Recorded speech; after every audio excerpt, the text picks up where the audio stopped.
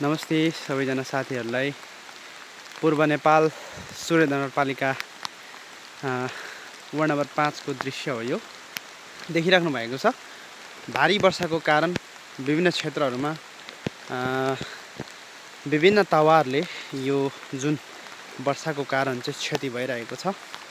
मानवीय क्षति चाहिँ हाम्रो क्षेत्रमा त्यस्तो धेरै भएको छैन, बाढी पहिरो पनि त्यति धेरै गएको छैन अहिले, तर यसले विभिन्न कुराहरूमा चाहिँ इफेक्ट गरेको छ।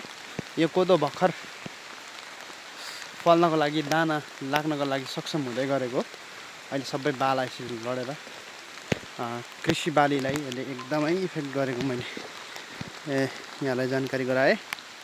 यस्तो छ अवस्था। अब यसले सम्भवतः यो उठाउन पनि गाह्रो हुन्छ र दाना लाग्दैन, मुसाले खाने, हरेक कुरा गर्ने, यस्तो हुन्छ अवस्था। र दिनको अवस्था यस्तो छ। यो वार्ड नम्बर 5 हो, श्रीयन्तु, यहाँ माथि देख्न सक्नुहुन्छ तपाईँहरूले, श्रीयन्तु डाँडा। यसरी यस्तो छ अवस्था। तपाईँहरूको ठाउँमा के छ विषय भन्न चाहे सबैलाई, हैन। यो जुन चाहिँ मौसम पूर्व अनुमान अनुसन्धानले एकदमै धेरै आजको दिनलाई एकदमै क्रिटिकल, एकदमै धेरै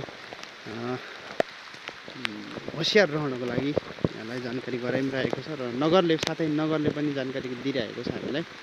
आजको दिनहरूमा सावरिक साधनदेखि लिएर सम्पूर्ण क्षेत्रहरूमा गाडी जुन चाहिँ सावरिक साधनहरूलाई पनि बन्द गरिएको छ।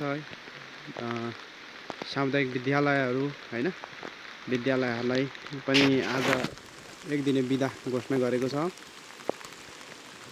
र सबैलाई विसेफ रहनको लागि सुझाव दिन चाहे।